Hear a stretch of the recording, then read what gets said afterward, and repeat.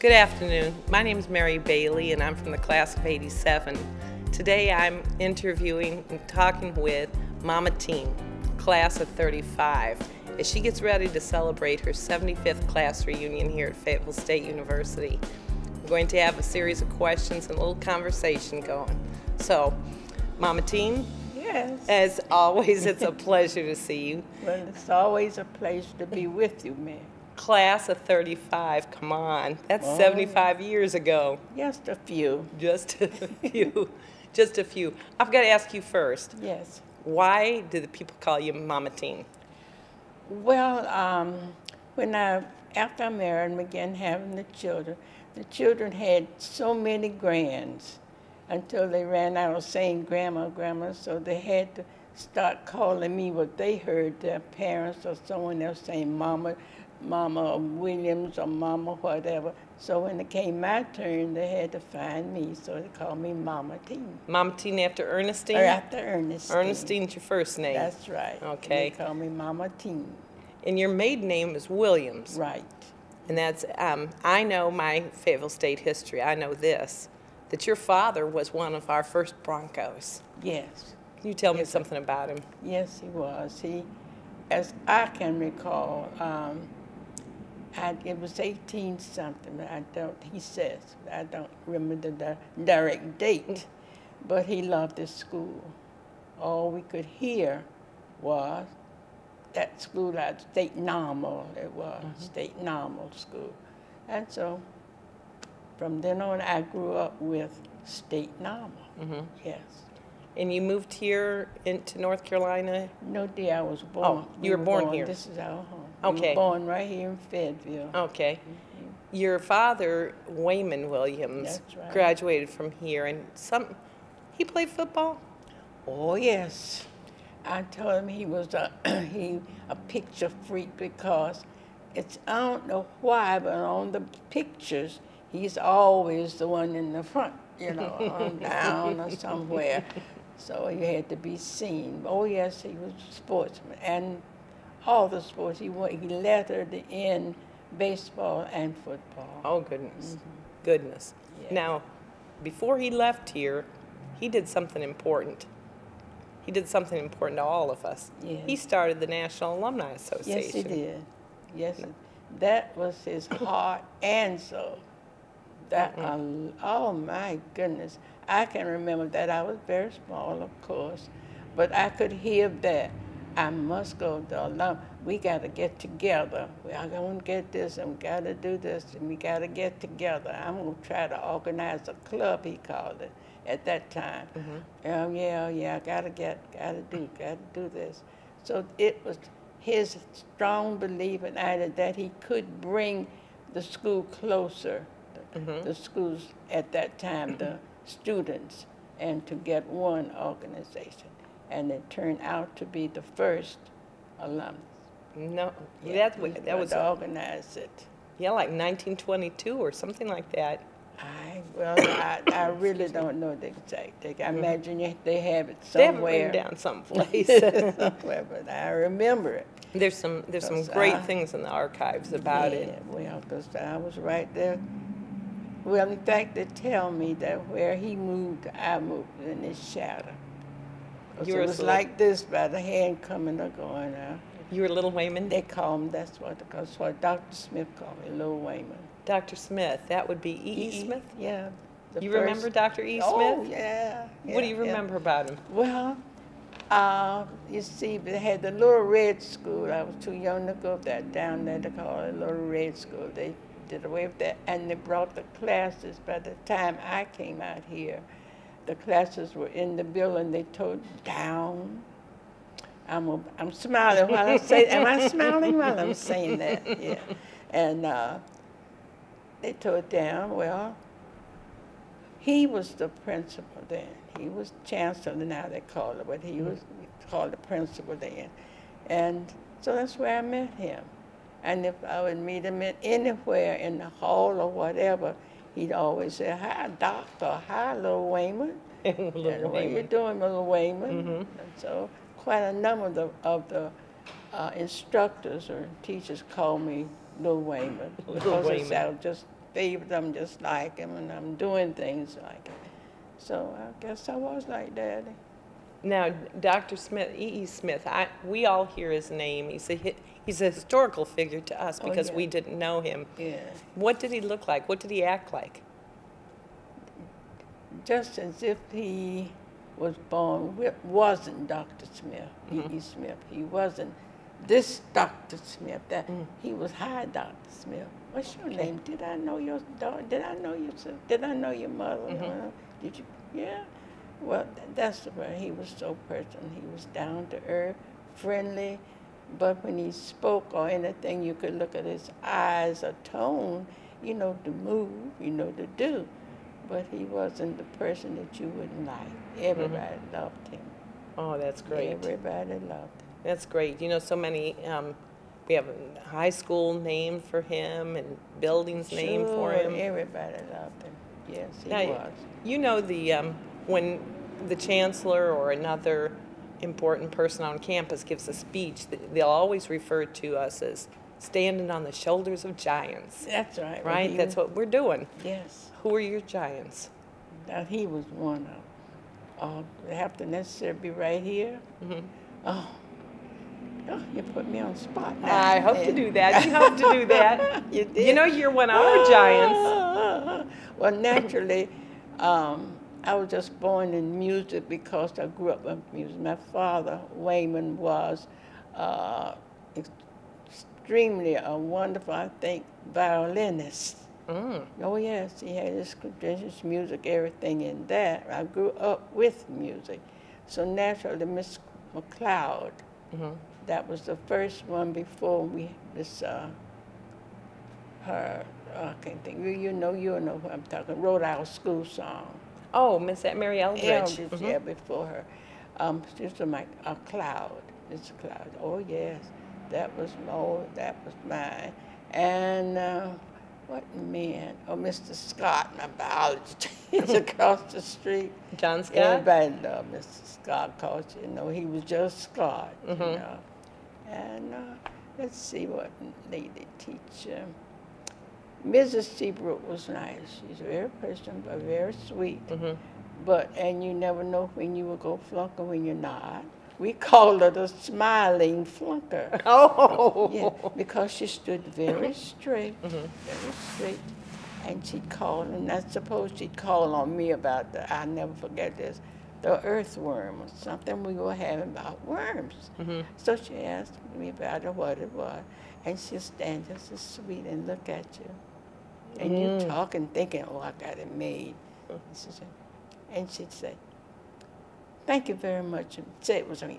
Thank you very much, Miss Williams.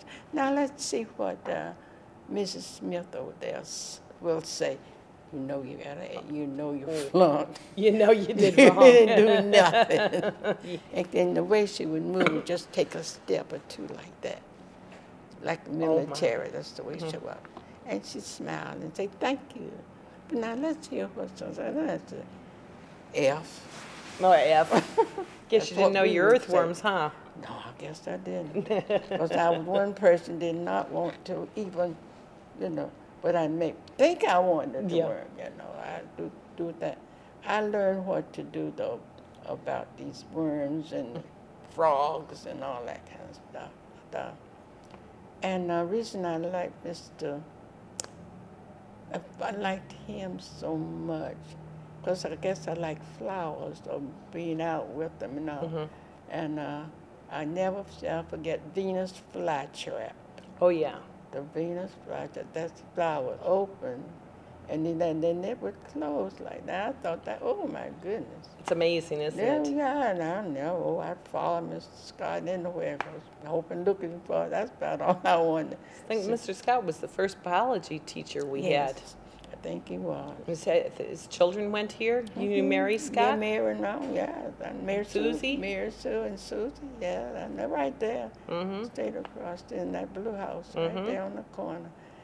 And yeah, he was wonderful. And I believe that makes my, and the lady that I don't know her name now that taught dance, oh me, I loved her naturally. because I came back the first year from Detroit, Michigan, and I had taken dancing all there.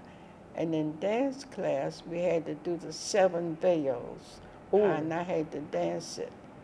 And me, taking off those veils, and all that, and dancing, and I got all this spray. And Miss Seabrook came up and said, Mrs. Williams? I said, yes, ma'am. Do you know what you were doing? All of a sudden I said, oh, F. That's all thing we look at her, and don't say F or A or whatever. I said, I thought I did. I was dancing the 7 veils. She said, I just wanted to know, you must have known because you portrayed it beautifully. Ooh, honey, I could jump sky high and hug her around her neck because I thought she was going to come. She was standing like this and asked me, did I know what I was doing?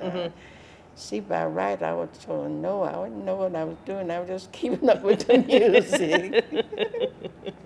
Oh, me. It's fun. You're sharing some really precious memories with us. It was just, I don't know, I just loved him. Another lady, Miss Jackson, she was wonderful because she too would let you talk.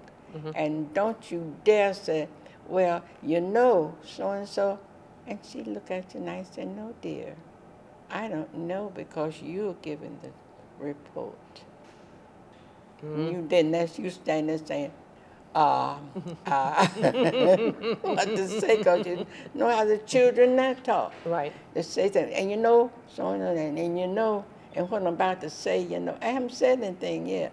And, that's right. What I'm trying to say is, you know what I'm talking about, you see what I mean? And all those little things in there. But no, you couldn't stand and give your report and stop thinking and say, well, what I'm trying to say is, you better just go on with your report. But she was sweet. Now, what I'm saying about her is she liked to tell the story, a whore there. That's life. It was an illustration about life. And she used that, a whore there. But what it was the men were out on the lake, and they were in the canoe, and they were trying to go on, but they were coming to a waterfall and didn't know it. And the people on the shore were trying to get their attention. They were saying, a whore there. And if you knew her and how she looked, when she was standing up trying to say, ahoy there. Ahoy there. And then she was in her age and she didn't look after her weight and things, that type of teacher, But she was dramatic, and trying to make us dramatic. And none of us, I meet members, I did meet, I'm about the only one left now, but we'd always say, ahoy there. That's something.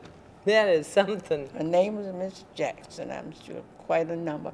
Well, I'm tired of talking. Am I talking too much? No, not at all. Not at all, Mama Tine. Well, as I say things, I can see pictures as I'm talking of different ones, And so Tell us what you know. And it's just things I see coming to pass that some of them told us we didn't believe. Now take the men. We had an instructor, and he told us, I don't know, somebody had a boy, I believe, somebody had a watch or something. He said, but you wait. In a few years, some men will be wearing earrings, they'll be wearing beads, they watch and bracelet, and they would laugh about it. I can see Purnell laughing, me? They all laugh. Then I look around now, you can't hardly tell. They wear beads, and they wear the earrings, and they wear the bracelets, and I mean, they're men. They're not the that type of men. They're really strong men, you know? I said, look here. How could he see that far in the future? Well, now I'm going to date myself a little bit, and that's okay. I remember when President Kennedy made it a goal to put a man on the moon within 10 years. Yes. And my family were all sitting around the TV watching that. and we laughed hysterically. Uh-huh. We all laughed. I know my parents were big Kennedy fans and Yeah. stuff like that, but we thought he had lost it. Yeah. There's no way we'll be on the moon. Mhm. Because we weren't even in space, I mean, not the Americans. And within 10 years, we were there. Yeah. I remember staying up all looking, and I couldn't believe it. I said, "Man, Armstrong did one." He stepped out. One man, what was one? And he was the, I didn't believe it. But I stood And look up here all on the night. campus. Yeah. Look on the campus Oh, how many changes have occurred Oh, in 75 years. good gracious.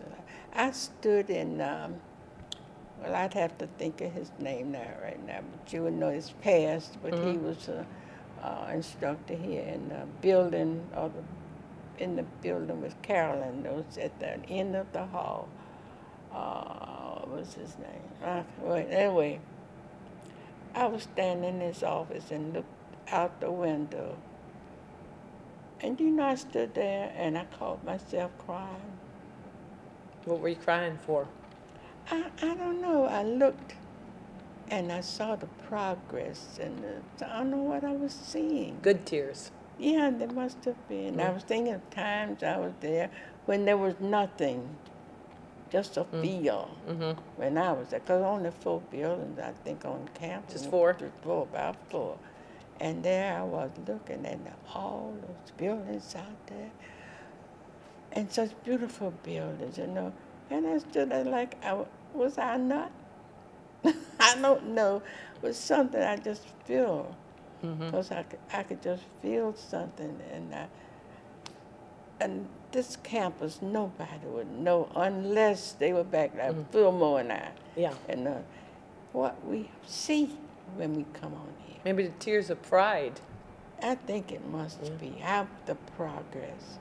Now, you must know Bronco pride. Oh, I know it. What's that? I don't know. It's just a feeling. It's a feeling. You won't have it unless you get the feeling. Now, describe it. I know what it means here yes, to me. but What's it feel to you? Let's see, what type of religion do you have? Ever go to church and you have a feeling? I mean, you're sitting there after a while, the choir says and sing something. I'm a music choir. The preacher can get up there and holler his head off sometimes, running from one end of the pulpit and just leaving the subject and just getting all off. But you let that choir get up there and sing something like Amazing Grace. But I will trust in the Lord and put the self in that. I can sit there and weeps. It's that feeling.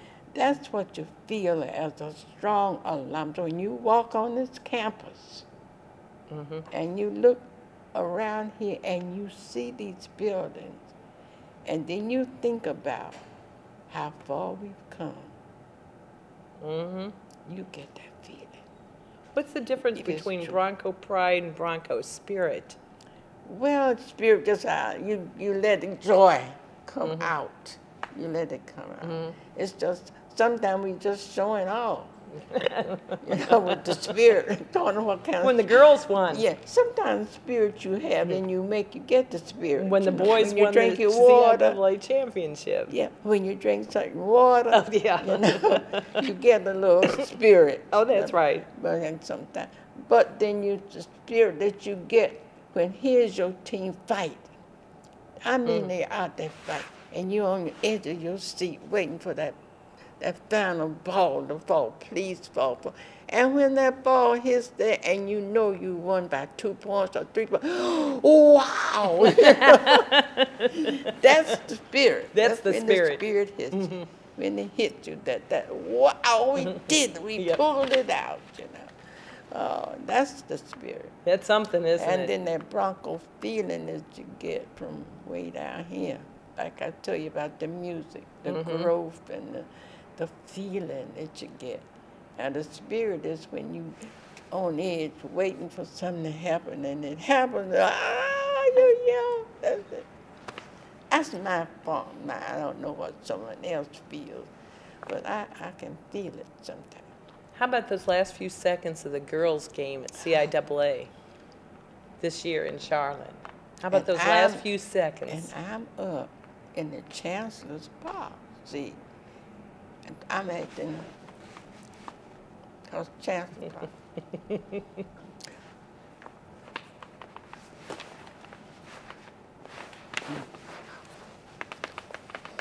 Could hardly contain yourself. Oh, no, yeah. Oh, I forgot about the Chancellor and everybody else. We all did. Yeah, we forgot. Oh, my goodness. And when that day, I'm sitting here. Then the Chancellor and somebody, when they won, and I found myself, I was up, down the step, 1, 2, 3, me and Arthur both got Arthur down there. And I'm standing on here. Just and on my daughters across there had been watching me all night because of all that. And they said, "My Lord, look at Mama." And I had that thing waving, and I was trying to, ooh. And then somebody said, Mama Tine. I said, "What, honey? We want to give it." I said, "Mama, wait a minute, Mama Tine, come on, Chancellor sent for you." I said, "For me, for what? Where am I going? Come on, don't wait, you got to go." I got to go where? Mama Tine, stop talking and come on. And then that's where I found myself, down there. I didn't know where I'm going down there for, Come on. It was the Queen of Fayetteville State. Oh, yeah, Miss Fayetteville State. Yeah, Miss Fayetteville State came and got She me. knew a Hall of Famer had to be down there on the floor. They needed to represent Fayetteville State and have a Hall of Famer. Ooh, I said, me? Why me? I'm down there. I was so proud of myself and everybody else. But I tried to act, I had to calm down. And I did. But I want to say, yeah. Oh, I hope. Well, dear, you talk to me some. Okay, Mama Tine, tell me what's best about, what's the best thing about being a Bronco? Oh, you have to come in here and be in it and witness and feel to be a Bronco. You can't just walk in here and say, and I'm coming because my mama sent on my dad and said, I didn't want to come here no how. I wanted to go somewhere. Then you have to get in here and find out what the word Bronco is about. What's it for? Why? What are Broncos anyway? You say, I'm a Bronco. Well, why do you want to be a Bronco? Why did you use that as a symbol? What is it about a Bronco horse, the Bronco horse? What makes it about him that you could relate your growth in life as a Bronco? What does he do? What can he do? Are you proud to be named that? What is it? He's fierce. Yes. He's fierce. Yes. Strong. And if you don't get out of his way when he's gone. bucking. He's gone. Oh, yeah. Yeah, he may be standing there doing this, pouring a little while, but don't get in the way. That's right. Because you get him ready, he's ready to take off in a minute. That's a Bronco. That's a Bronco. That's a Bronco. Wow. When you finished here in 1935 and graduated, what was commencement like? What did you do for commencement? Oh, we marched from outside the gate, this gate here. You marched outside the gate? Yeah, we came down the sidewalk and came. You couldn't come back through there unless you graduated. That was the thing. Before then, you came with the little cap on your head as a freshman. And the next time you came through that gate, you were getting that little diploma. 2 times you went through the gate. That's it. You came through Freshman? the little freshman, but you better not put your foot through that again in a group until you go in there and say, oh, dee, Those gates, the alumni gates that your dad built. That's the one. That was the that's where you graduated. It has that on it. The lantern. I imagine so. Yeah. Okay, Yeah. how about this? When you come to the campus, of course it's changed, and you're on campus all the time. What kind of activities are we doing now on the campus that bring you back so much? Bring me back. Helping is more mine, anywhere that I can help. now with all the technology, before I used to come to help seal and to help do this because we didn't have the machines and all those things to do. We had to help do. But now I come if I can help. I'm glad to help send the fold and the envelopes or anything I can help do before I come in to help answer the phone, maybe while they were busy doing things like that. To be an assistant or to help. The help was the main thing that I did when I came back. I think my first year back here, if I recall right, when we had Operation Smooth Move, when the freshmen move in, you were participating in helping freshmen move in. Yes, right. And I don't want to give your age away, but you were. I was all right. I was you were up a little there bit. then. Yeah, you were up there. I was up and you there were then. you were handing out water and helping students move in. I remember that. And then we had a program where you adopted a freshman or somebody. I adopted one. Yeah, I forgot. I did a little something. A little something. You've meant a lot to the university over the years and still do. Well, I think I know got the place that I could walk across campus and somebody would say, "Hey, Mama D." Hey, Mama D. Do you like a basketball game? Oh, mercy. You know, I played basketball. You did? Yeah. Yeah. I made it into the Hall of Fame for some reason. That you sure did. You sure did. Basketball, I played any sport, you know, the baseball, what we had, beginning those activities at that time. And we used Seabrook pool when they first opened it to learn to swim. Anything in sports, I was in it. Did you say you played basketball here? Oh my goodness. I didn't know they had girls ball back in the 1930s. Honest, I didn't. I bet a lot didn't know that. How dare you? I didn't, Mama Tine. Yeah. I'm not surprised. I just think that's wonderful. Sure, yeah. And the worst game we had is our much rival, A&T. Oh, yeah. First time we played them, because you see, we were just a little country like, same thing. And when we left here the first time, I went to A&T, and they opened their cafeteria for us to come in to eat just before the game. Wow, what we wanted to say, you know.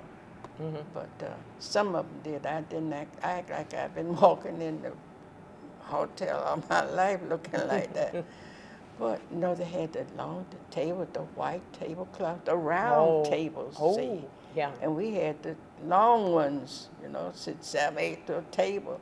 But these 8, I believe it was 4, 1, 2, 3, 4, 6 to a table. And around the table, and knives and fork. I think they want to show off on us. Oh, yeah. That's what they were doing. But we didn't know that. We thought it was every time. And you sat down, and they put more food on that table.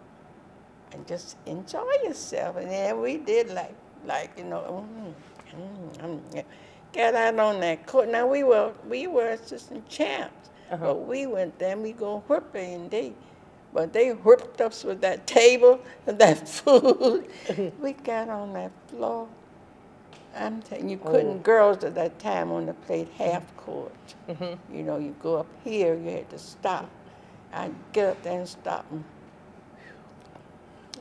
fall. That was a trick. Yeah, that's what they wanted to do. That's what they did. They filled you up for the kill. They did. They kept us eating and just eat some more, and it was good, and we was having to go. We were having the best time in this place.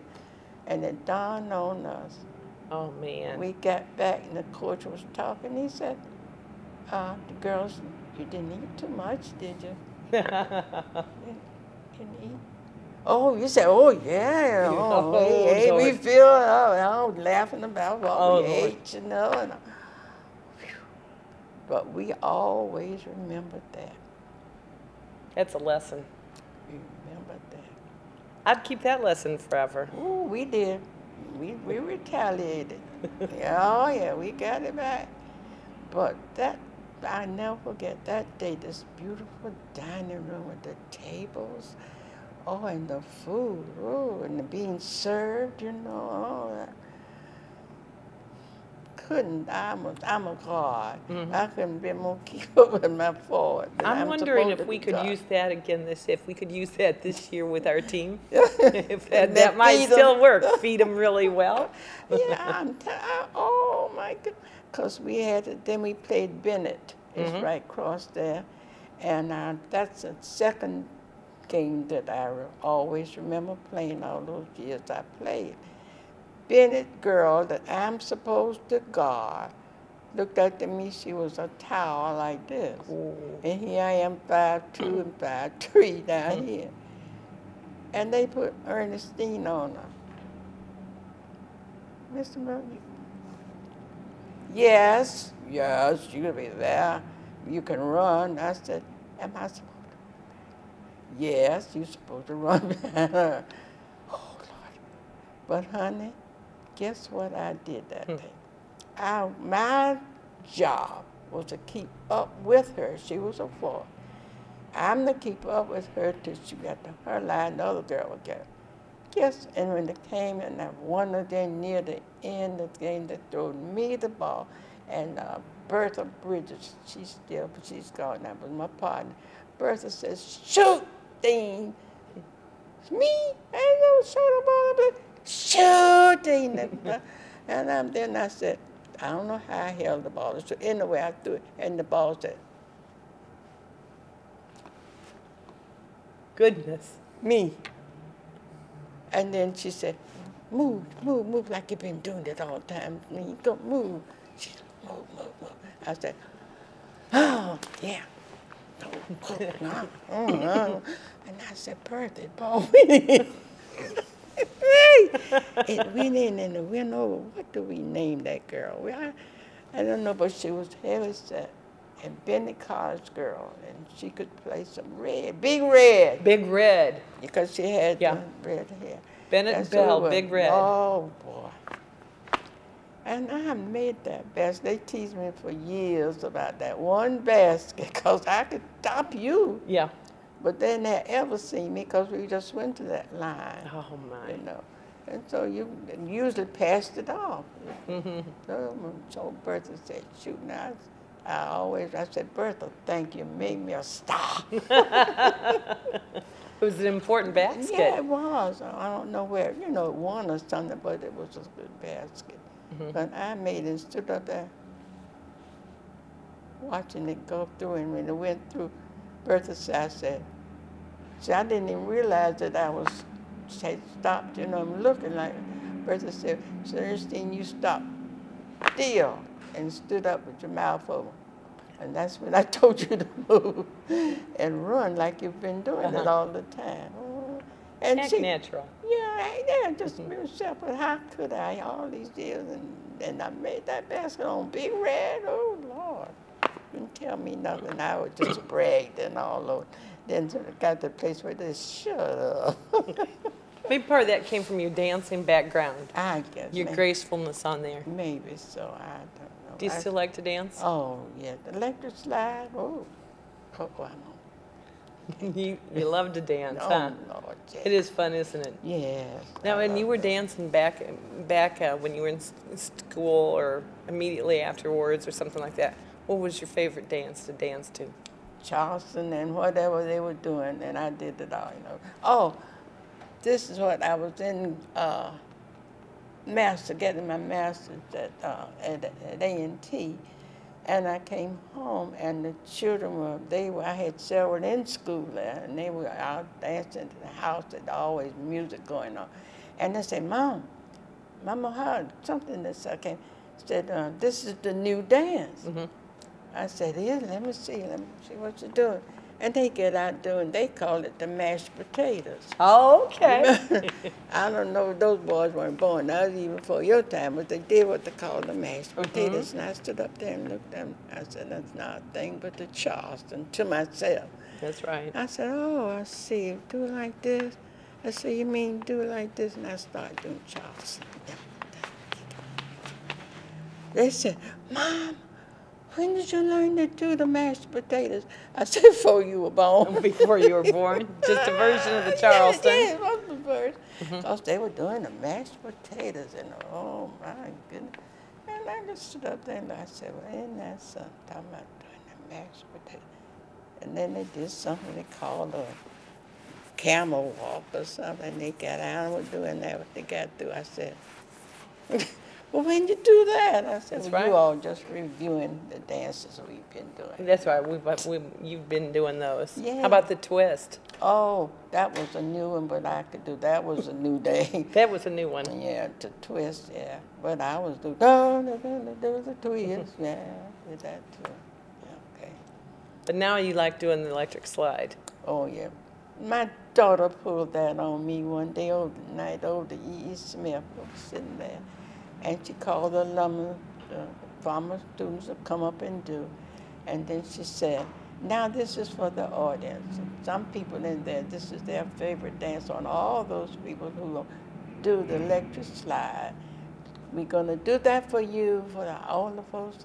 Come right out and have fun. And I said, Mama, my mother's here. It's her favorite. That mother, get up and get in the aisle, please. Oh, I said, thank you, daughter. I said, I'd like to see you when we get home. The one that just left here, she was teaching that day. And and I had to get out in the middle of that hour and do one or two steps, and I just sat there. I just said I didn't do much. But I did. I've seen you dance it a couple of times. You're pretty good. You still got it. You're pretty good. Oh, me, I'm glad. I do. I love music. I do. It's something important. Yes. And it hits you where other things don't. Mm-hmm. I don't trust people that don't dance. No, I don't see people say, I can't dance. Well, you can dance if you just sit there, you know. You don't have to get out and move. You got it. Somebody, I don't know if anybody just don't like to move with music, but some of them get so religious. So they have to get religion. They can't even say, but the Bible doesn't say that. No, it doesn't say you can't. Time and place. That's for right. all things in what? Decency and in order. But no, they get so. I had them that they couldn't play jackrabbits on Sunday, or things like that. That was a sin. Oh, what? My parents let me play jackrabbits. I had to go to church and Sunday school, but in the afternoon, Sunday, they play some jackrabbits or something. But they do. They get so Christian that you can't hardly do a thing on Sunday but sit. At least they get, that's a sin. Can do sin. The good master went into the field and picked a little in the field to feed, and they got on him because it was the Sabbath. They couldn't even feed nobody. And the parable is in there, what he said, in need, you do it. But see, we get too over. Not that I have none. Oh yeah, I believe in the master, but you can overdo it to him. You do. Some of them do. But I guess they mean well. But you can. Everybody who says Lord, Lord will not. Enter. Doing it for show. Yeah. But if you mean it from here, it's different, and you don't show it as much. Mama Tine, your family has had you've had a number of children that came to Fayetteville State or worked here. Would you talk a little bit about that? About some of those kids, your lambs? Let me see about my lambs. The first one that came from after he retired or something was Howard. He came over to help with the football. He was here, Howard Smith. Because he had been over to Smith all these years in different places, retired, but he came over here a year. And then my oldest daughter, Andrea, came in when she retired and she taught at the learning center, early learning center. She had the babies and the others that went to walk and talk. She was teaching those. And she was there for a number of years, then moved into the dorm and was a dorm mother for many, many years, assistant dorm mother. So And I think it's 25 years. I think she said she'd been here. Oh my goodness. I think she did. That's plus the teaching, plus that, you know. And let's see, and then it was Maceo. Maceo. Yeah. After she retired, she came home that December. And I don't know why I was sick. I don't know. Something knew I wasn't well. I was sick of something.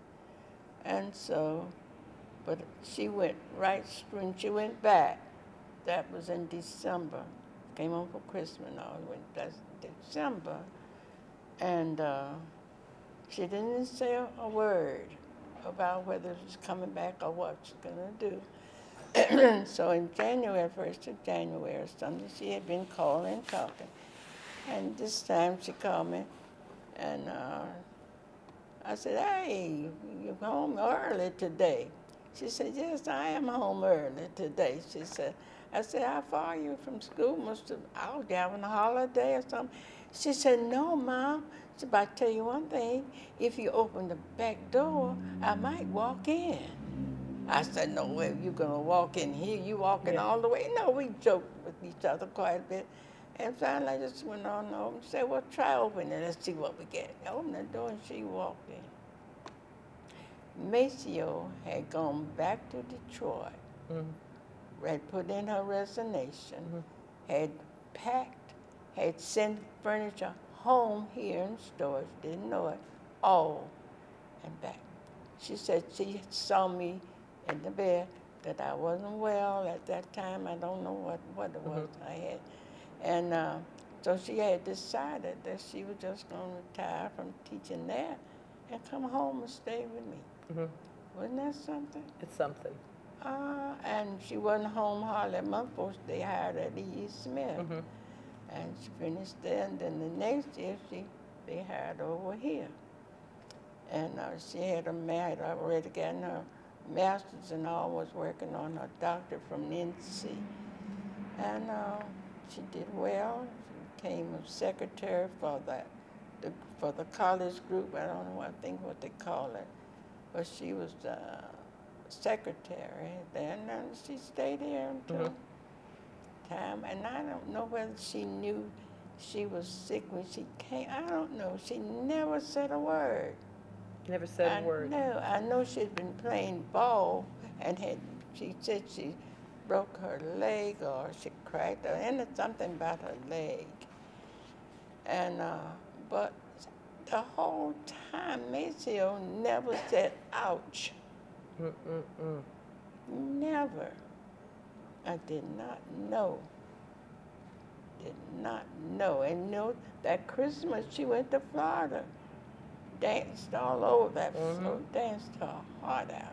Danced with all the students, had the students with her? Yes, yes. And then he and Dr. Curtis, they all went somewhere down that way. That's right. And she danced a dance of, what was her name, who brought the slaves out, you know her name, Alfred. And I just see her now, just looked like she was just dancing well. And she did, and came on back home, never said a word then, kept on dancing, practicing, had her program, had her dance program. Never said, Mom, I'm hurting. She just taking me, rushing me to go to get my sinus, our sinus trouble I was having. And going with me there, and I know at the same time, she was with the doctor around somewhere in the same building. Oh, Lord. Yeah, and but I remember about in the 1st of June or something, we were out, and she said, wait, Mom, I'm going somewhere, and I got to order some stockings. I thought they were dance stockings, but they were stockings for your legs or feet when it was swelling or something. I didn't know what it was at that time. And she was in there a long time, came out and all, still in the same thing. Not a word until the last of June she called me and said, Mom, tell you what you do, pack that suitcase, because we did it every summer. Get it ready, because we going to the beach, we going fishing, you know, we always did, and stay all the summer almost. Okay, I'm packing and packed up, and I'm waiting for Macy. The school would close tomorrow or something. I'll be over there, and we ready to go. No Macy. No Macy. I called. I said, girl, where?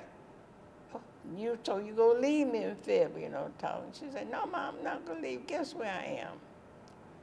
I said, where are you? I'm down to the beach. I said, so you not gonna go there? She laughed. She said, no, Mom, I'm gonna say, I have something to tell you when I come back. I said, yeah, I'm gonna tell you try to catch all the fish, you know. So she said, man, that was the last of June. She said, she came, then I heard, she said, I have something to tell you when I get, I'll tell you about it. She said, okay.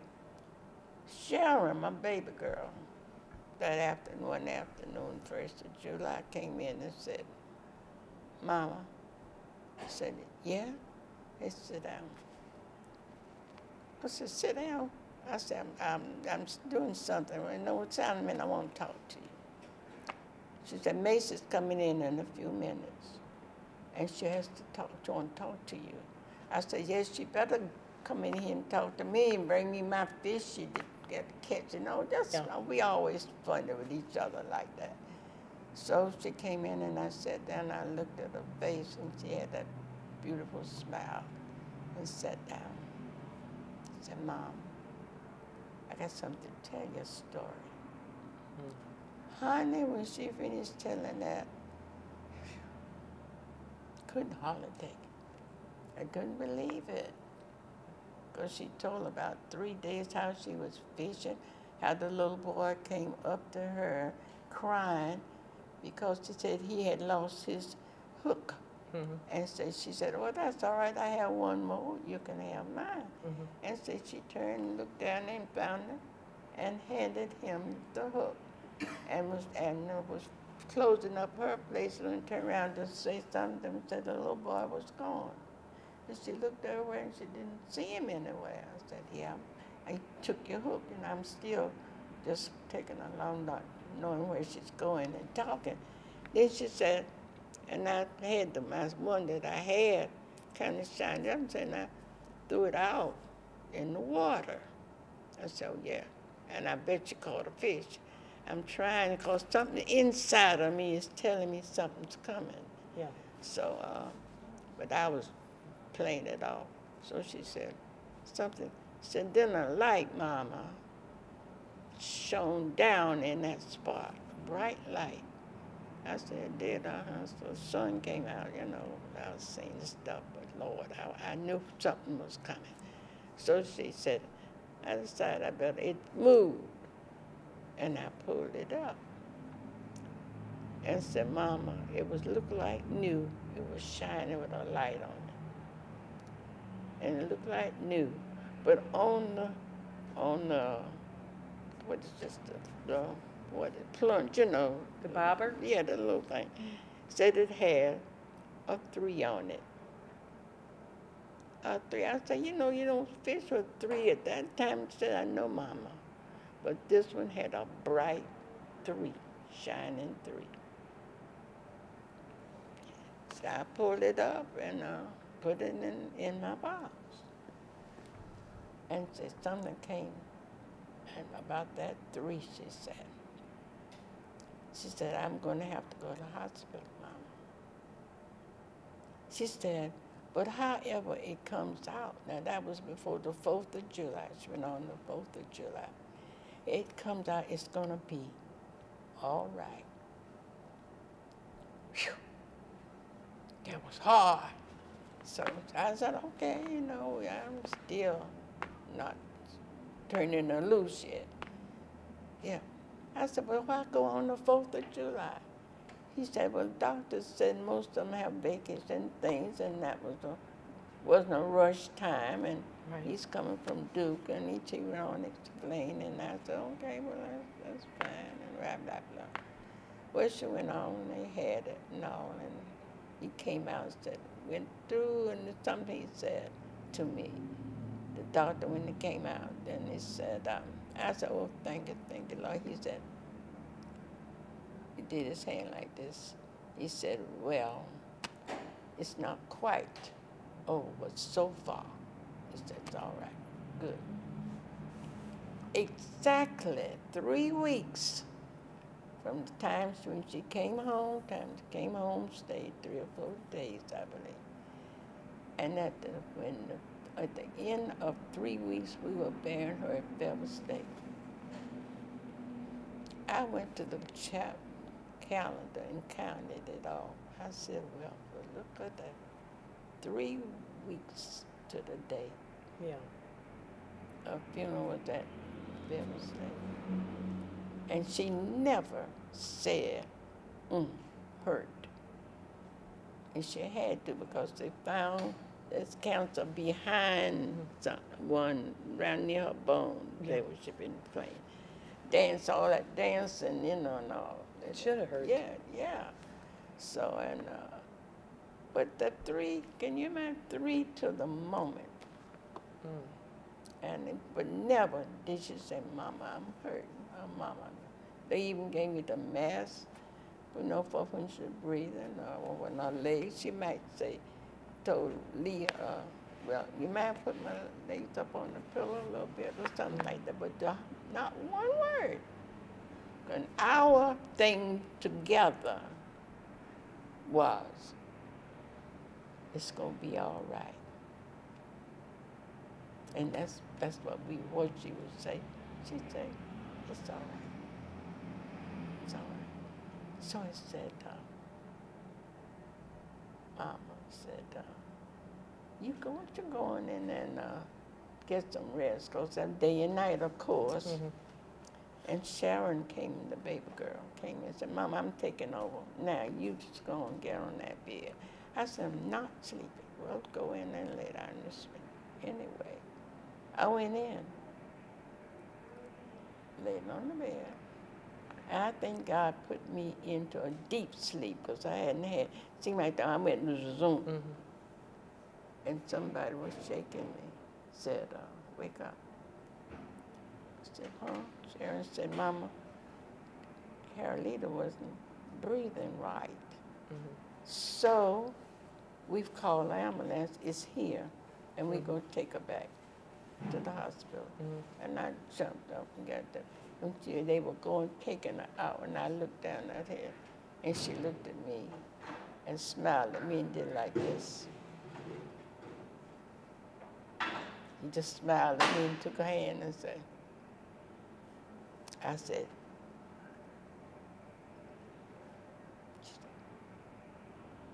it's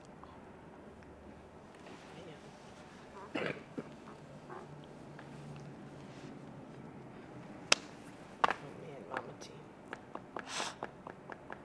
all what she said. And the next thing I heard at the hospital, we went and sat down, I think it's about 10 minutes, 15 minutes, something like that. They come to her. And not a word. Not a word. So now, of course, that came by because when she would come in to visit from Detroit, Michigan, going on a trip, my sign, I never was the mother that always told me, you better pray God, and take God in the car with you. You got to do that. They grown. I would just stand at the door and say, and they knew what I'm talking about. Yeah. And in the car, when any of them pull off, right now they do the same thing. When they pull off, they say, doot, doot. And that's what the last I saw out of her was, it's all right. Girl. It's beautiful. That's the man. That's so beautiful. Woo. She's awesome. And she was. And she still is. She still is. Yeah. Maceo was I had her for every semester. I made sure I had her, even though she was my teacher. And then she passed, and I didn't even know the connection to you. Yeah. And I'm thinking, poor me. Poor me, I lost a great friend, and I didn't have a chance to tell her how much I loved her. And then I met you. Well, and then I met you. Yeah. When it was I'm done. It was, And that's my symbol. My children all know that. They know two things from me. mhm, My two things that they grew up with was this, and they got AP. Your attitude and your personality will take you further in the world than any other that you get. But first, put the G first, I said. mhm, But you use the other G as God. mhm. So I said, put the G. I said, but over here, don't you block G. I said, you put in front of him. You say, put your G first. Then you get that A, that's your attitude. And the P is your personality. And my little girl like this, my granddaughter say, personality. Yeah, they grew up with that. And it's true. It's true. It's true. You can have all kind of degrees, and some of them can be so, that attitude and personality, so you want to say, sometimes, but you have to think and swallow. But attitude and personality in a job, meeting your clients, meeting your people, new people, that's life, I think. It is. And now, well, you're younger. All of these are all the people I'm meeting are young, so maybe you don't remember grandmas who say, mind your P's and Q's. Oh, yes. They call yeah. it P's and Q's. You just watch your P's and Q's. That's what I can. But I take mine to AP, attitude and personality. And it's true. It's true. That's what I think. It's I true. don't know. But every one of mine left my door every morning. Don't forget your, we know, AP. What a gift. Yeah. What a gift you give them, something to think about. 75, my little fifth grade, little 5-year-old, when she's going out to pre-kindergarten, going, that's where she goes, she'll come back. Mama Jean? Yes, granddaughter. You know, sometimes I say, well, who is this calling me this morning? Because if she comes like this, I tell her it's not, I don't know you. I don't know where you left Tiana. I say, who's this little girl in here with this, that type of face? And she'll do like this and say, attitude. I said, well, what did you want, dear? She said, don't forget your attitude and your personality. She's got it. Yeah. She's got it. So it keeps going. That's almost part of the Bronco spirit. Yeah. Oh, she's going to be she tells you right now.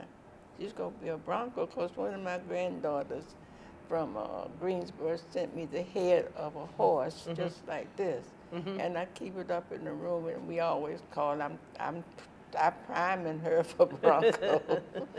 And yeah, she's ready, because they told me here she can't get until she's 5 or 6, I believe. She's 6, I believe. So, but she knows the things, and she does the flip, she's in the gymnastics, and she showed me how she can split and how she goes. She's almost ready. Oh, she's ready. She's ready for Bronco. When am I going? Because I'm going to say, Bronco Pride. I said, you are. That's right. I said, when you go, what else do you say? Oh, I know when I get ready to say it. I know Bronco Pride. She's practicing. I don't know when I get ready to say it. Worldwide. Worldwide. Attitude check. Check, that's it. Yeah. Attitude check. Bronco Pride. Worldwide. Yeah, I'm telling you. Now, Well, if you look, all the many changes, all the cool things that have happened, some maybe not so cool, what does Fayetteville State need?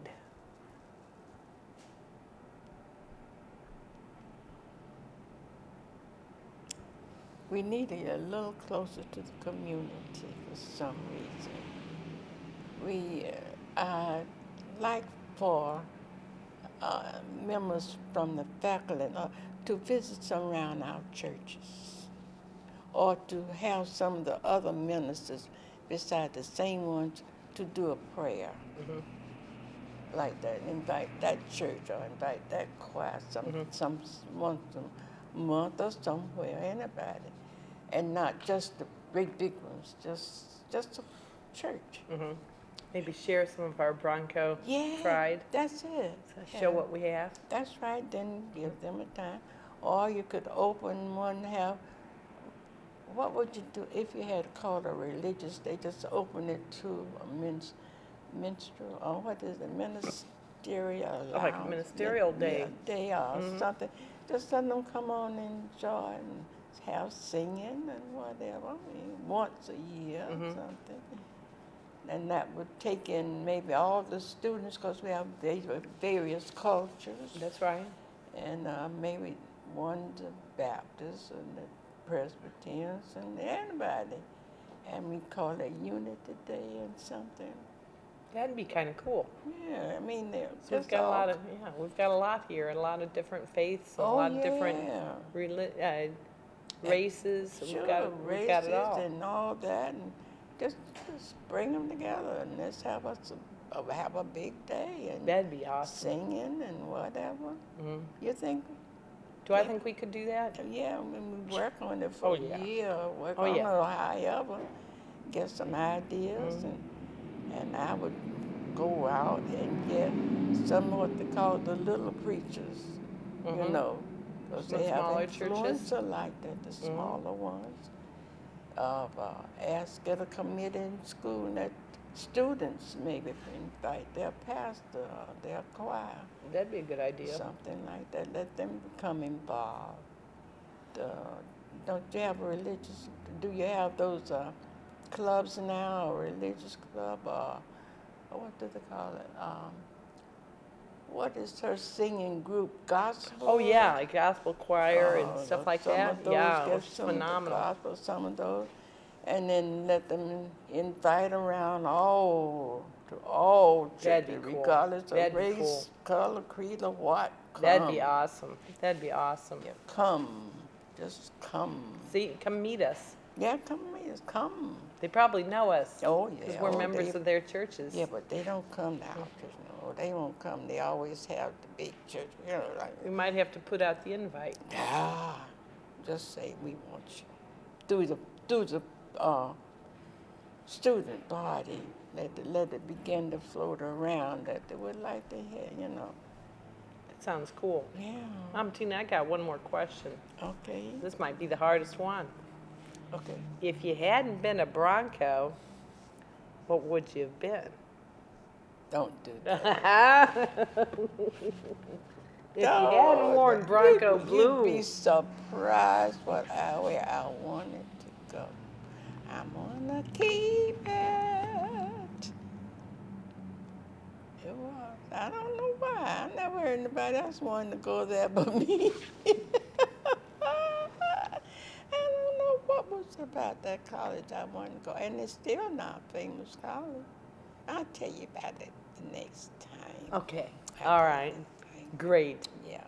You're Bronco. Because if I don't say a certain one, that's my church school. Uh-oh. Uh-oh. Can't do that. I better want to go there. But when I see, I wonder why I wanted to go to that school. Something was happening, I guess. You know. That is making it good. Next time I meet you, I'll tell you that. Okay, I think because you were little Wayman, you came here. Yeah, Wayman was behind me. It was destiny.